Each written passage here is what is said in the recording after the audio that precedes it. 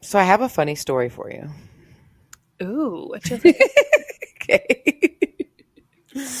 Um, you may or may not know that I don't watch a ton of TV. No. Really, I don't. It's probably the best and worst part of my ADHD.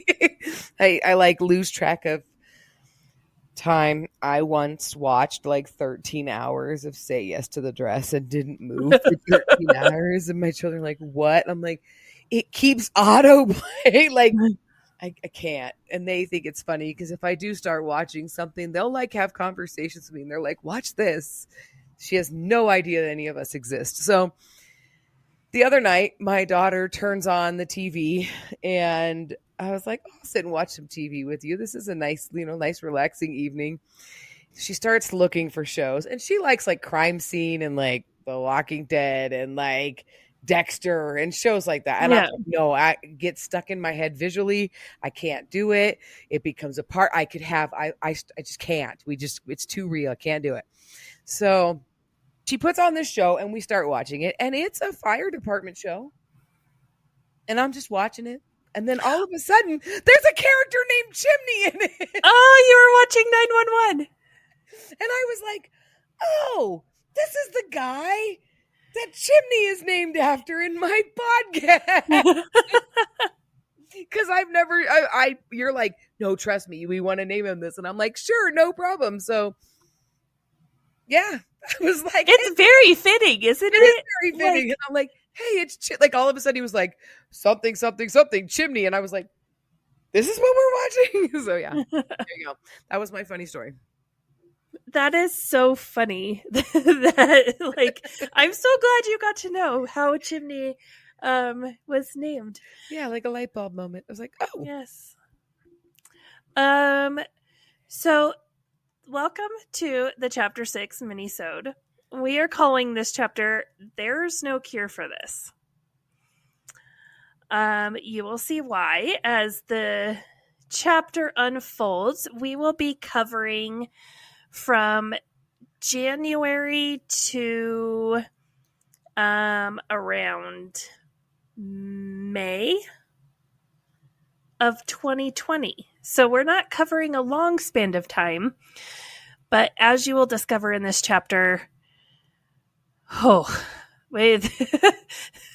you thought shit was crazy up to this point. Like you have no idea. You just have no idea. But this is finally, like, it's finally here. This is finally the chapter where all of the times that we're like, remember that, just remember this. We're bringing this up for a reason. Like, this is going to be important later. Mm-hmm. So hopefully we've like laid the foundation for all of the things as we pull apart this next section of time in this chapter. And it's just like, this is the moment we've really been waiting for. Like, this is when we were timelining all of it and living this. Like, as we were living this, I just remember the perpetual state of confusion, the perpetual state of like thinking you're crazy, and like it all really coming to a point of like something's got to give, like, because we're not insane, like, and like, and just to the level of how much more crazy can you possibly get. Like, this is where we are in the story. So it's good. This is so good. And like we said at the end of chapter 5, if you have someone who hasn't listened, or maybe you're just discovering us, don't feel like you have to go start from chapter 1. Like, just jump in here because you'll pick it up. I promise. You want to go back and listen and be like, I got to go find out where they talk more about that. But I mean, like, it's no surprise. Like, I do think it's funny. Like, if you think about like our situation, just our lives, attending our local church, and just the lives of a couple ordinary Christian women, and as crazy as our story is, and I mean, spoiler alert, there was a pandemic in 2020. Yeah. In case you didn't know. But just to add insult to injury, like, if you thought it was crazy just being a part of this crazy church that we went to, imagine how crazy it was in 2020. Yep. Our cast of characters, we're not really adding very many new characters. There might be a couple that'll pop up along the way. But obviously Tom and Charlotte are still there. Ferroggy is still there. All Reliable, Brock and Barbara Jean, Lori and Twilight in The Office. This last chapter, we introduced you to Barry and Miss America. Corey and Topanga, Becky, Bill Nye the Color Guy. All of these people are still there, very active parts of our story.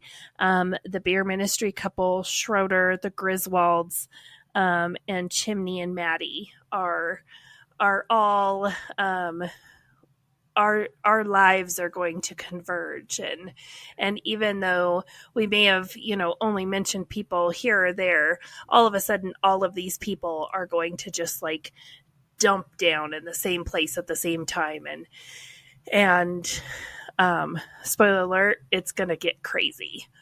And yeah, like literally I have the sense of like, we've been peeling back layers of this onion of a story, and it's like we're now getting to the core center, and it's like, ooh, what's gonna be? It's like we just keep peeling it back and peeling it back but now we're getting to the juicy good inside part. Like that's how I feel in this chapter.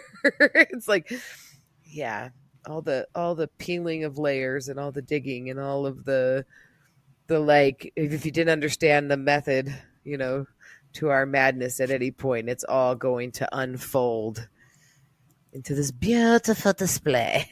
Yes. So we are going to pick up from the fallout of that big bomb that Brandy and I drop on New Year's Eve. People are going to stage a coup against Tom and try to vote him out as a pastor.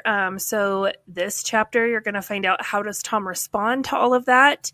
What goes down with the church when we are shut down for COVID? What happens during the shutdown?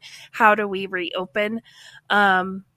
And what is going on in Melissa's marriage? Because when you are married to a psychopath and you are quarantined with them, what happens?